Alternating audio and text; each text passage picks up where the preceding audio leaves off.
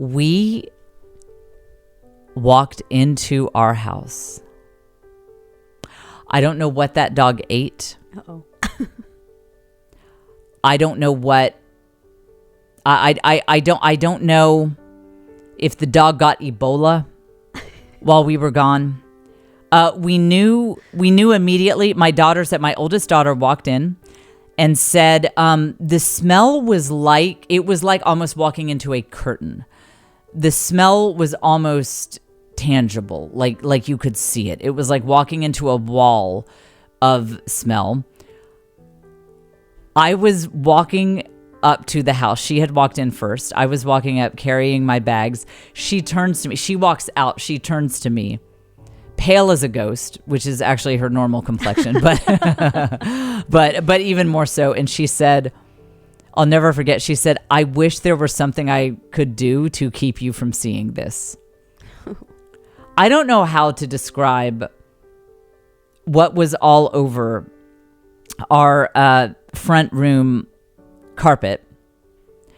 I don't know how to make sense of life when all of our downstairs is hardwood, except for one small area that is carpeted. And this is it. That's what we hit, that it was this small area.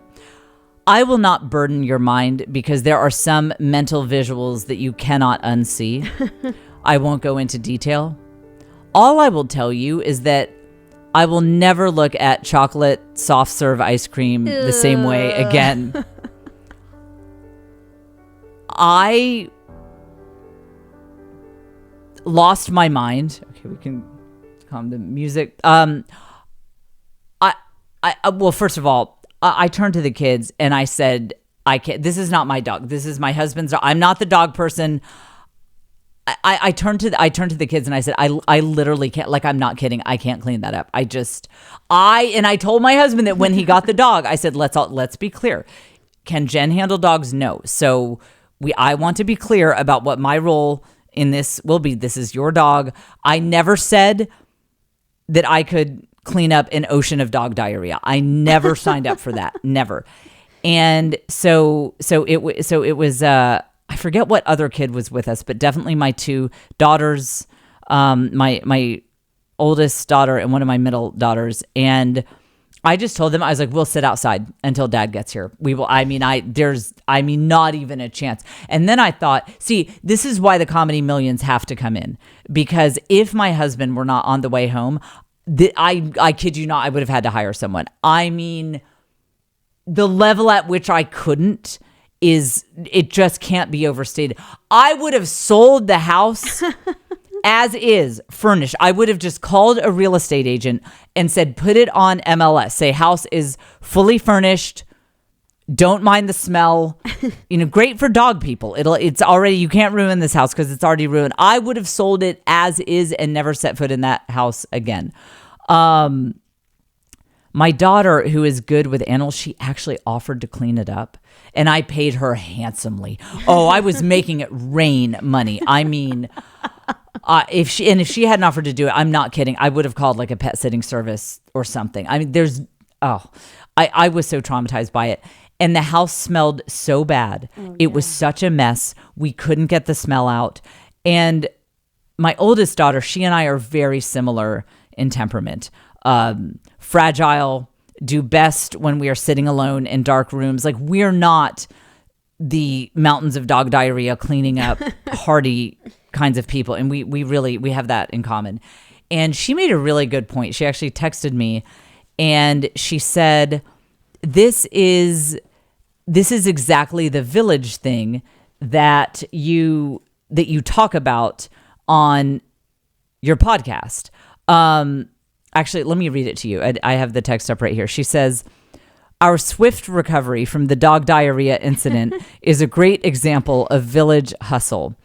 Like, imagine coming home and I had just been alone and a dog released its bowels all over your pristine, like, white, your pristine white carpet, and you have no one to help you clean it up and no one to even talk to about it. And she got me thinking. I was like, yeah, That is a really interesting point, and something that I really feel from my childhood, and it really jibes with what I experienced when I did all of those therapies, and I was going through, like, how do you release stored up stress, PTSD? And essentially PTSD is stress that has been unprocessed. What I learned as I was studying PTSD and how you release pent up, stored up stress is that the way any traumatic event is released, so really any kind of stress, like you get a flat tire or something horrific happened in your childhood, big stress or small stress, one of the main ways it is released is, first of all, physically. If you see in that famous book, The Body Keeps the Score, they talk about how if you see an animal that was almost eaten by a lion and gets away, every time you will see that animal shake, like it shakes itself. So it shakes off its trauma release. A lot of forms of dancing, especially religious dancing. There are a lot of churches where people get slain in the spirit. And think about this. What is that? They shake. They shake when they're slain in the spirit. And I'm not suggesting that the Holy Spirit is not also at work, but it is also, it's trauma release because you are shaking. And then the second way that you release any kind of trauma, big or small, is in a village with your community. That is our main stress relieving outlet. And for those of us who don't have community, for those of us who aren't surrounded by other people, a lot of times relatively small stresses in life can end up acting as PTSD, can get blocked and built up as really major stresses that end up triggering us, that end up sending us into a spiral. Because that's essentially what a trigger is. This is, how is this podcast for you? You're learning all sorts of stuff about mental health. A trigger is when your brain reverts to the thinking patterns and your neurons are firing in the same way as the neurons were firing at the time the trauma happened. So they actually did studies there was a guy who was in a terrible car accident. It was like a 20-car pileup. A bunch of people were killed, and this guy got trapped in his car, and there was fire coming towards him, and he couldn't get out. And he and his wife were rescued at just the 11th hour, just at the last minute they got them out as the flames were coming towards him. So obviously major candidate for PTSD there. And they hooked him up to MRIs so they could watch his brain patterns. So they would get normal brain patterns, just, hey, what'd you do today? Did you get coffee? What kind of coffee did you like? Then they intentionally triggered him into something, reminded him of the accident or touched on those emotions. And suddenly his brain fired as if he were that guy right there, currently trapped in a burning car. That same neural patterns. And so I'll give an example from my life. So I was bullied as a kid, and it was traumatic and blah, blah, blah. So in my career, sometimes when I feel rejection, I feel like I was intentionally not invited to be part of a group. It'll be something dumb, like I'm there to say hi to a comic, and I feel like they don't want to let me in the green room or something. Now, nobody would like that. Everyone would feel like, man, that bums me out. I feel bad about myself because people aren't, they're not welcoming me. With me, because that is a trigger, I feel it happening. My neurons start firing like I am a 14-year-old with a bad perm, high water shorts and braces. I mean, I revert back to being that person. And that's why if you've ever said you have a temper, if you have a temper where sometimes you can't control yourself, like you get so angry and you're like a wild horse who can't be controlled. Or if you kind of go the other way, maybe you don't have a big vocal temper, but something happens and you just get so depressed or down or discouraged and you feel like garbage about yourself and you can't pull out of it. That was probably a trigger. Someone I know was talking about, they had a stepmom who was hurtful with them and would constantly tell her that she was fat and that she was not good looking. And it was the mother had passed away. And so there was just a lot of trauma at the time of, their biological mom had passed away. And then the stepmom would just be like, you look terrible. Look at how fat you are in that outfit. And so now as a grown woman in her 40s, if something happened that made her feel like people thought she looked overweight or not attractive or whatever, it could send her spiraling into this self-hating depression that could take her days to pull out of. That's a trigger. So to take it back to dog diarrhea and what I learned in therapy, you might have symptoms like this. You might say like, okay, woo, that's hitting the nail on the head. That sounds familiar. But a lot of us don't treat it because we say, look, okay, yes, yeah, fine. My stepmother called me fat. Or like me, I got bullied at school. Okay, whatever. Like I went to a bad school. The kids were terrible. I still wish ill on them to this day. I haven't worked on the, Jesus says to forgive your enemies. I think Jesus hates these people too. He was there. He saw what they did. Or whatever, the car accident, whatever it is. A lot of times we'll say, yeah, but that's so dumb. I mean, there are people with real problems in the world. There are people who have experienced real hardship and real tragedy. So, I mean, whatever, like, I don't need therapy for this. Like, come on. But here's the thing. I bet you didn't have a village to process it with. I bet you didn't have a village, because if you did, you would have had that pressure release valve. And that is the point my daughter made in the incident that I just can't see chocolate soft serve ice cream the same ever again. Because she said, think about coming home to that alone. Think about encountering that alone.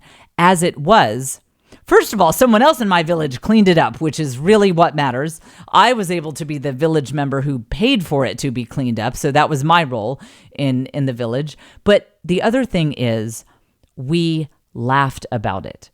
That is one of the key processing things of a village, is you can laugh about it. Granted, this is just dog excrement. But even for things that are a bigger deal, you can talk about it. You can tell your war stories. And in the traditional ways that villages process things, you tend to move. That's trauma release. When you are moving, when you tell this story. I saw a YouTube video that I wish I could find. I cannot find it again. Someone was talking about this. And he said he came from this, there was a lot of community, that he lived around all of his cousins, tons of cousins and aunts and uncles. And it was up in the Northeast somewhere back in the 40s when people had more close-knit communities. So everybody knew everybody. And he said he had an abusive father who was an alcoholic. The dad would physically abuse the kids. And that's obviously, it's terrible. It's very traumatic. But he said he didn't have as much PTSD or residual trauma as people who experienced way less abuse, because he had all these cousins. So he'd go out and play ball with his cousins and be like, yeah, my dad's such a bleep, and my dad did this. And man, I'm one of these days, I'm going to take my dad. He'd kind of act it out like, I'm going to beat up my dad right back. And the cousins would say like, I know my dad, he does the same thing. And they had that trauma release of sharing trauma, acting out the stories, acting out what you're going to do next time, telling the tall tales. And frankly, I think the tall tales can even be part of the trauma release. Like, my dad said this to me and I said, yeah, you know what? And like, yeah, none of that actually happened. But that's kind of part of the trauma release, to tell the tall tale, to say like, yeah, that bully came at me. And oh, you know what? I actually just remembered I did this when I moved to a new school. Somehow the bullying came up, and I'd found a little bit of a community. And so I'd say, yeah, those bullies, they tried to push me against that wall. But I was like, do you have any idea who I am and what's going to happen to you if you do this? None of that actually happened. Like, none of that happened. But honestly, it was cathartic once I found my little temporary village before we moved again, to tell the tall tale about how, yeah, I stood up to that bully. Yeah, I did that, and I didn't take that. And it felt cathartic to imagine that's what actually happened.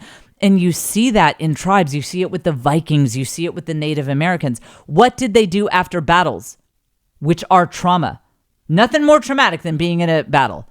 I mean, man, back when these, with tribal fighting and with the Vikings fighting, I mean, you had close friends and family members who were killed, who you watched die in every battle. What did these tribal people do after battles? They would go back to the campfire. Every time. You see this across human history. They would go back to the campfire.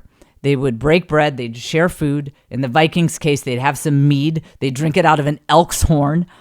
And they would tell the tall tales, frankly, that weren't always based in reality. It's like, yeah, I had 5 swords and I took down 10 men. You guys just didn't see it. They'd tell the tall tales, but they would dance and they would act it out. There's so many images of people dancing around the campfire to get ready for battle, after battle. That is trauma release.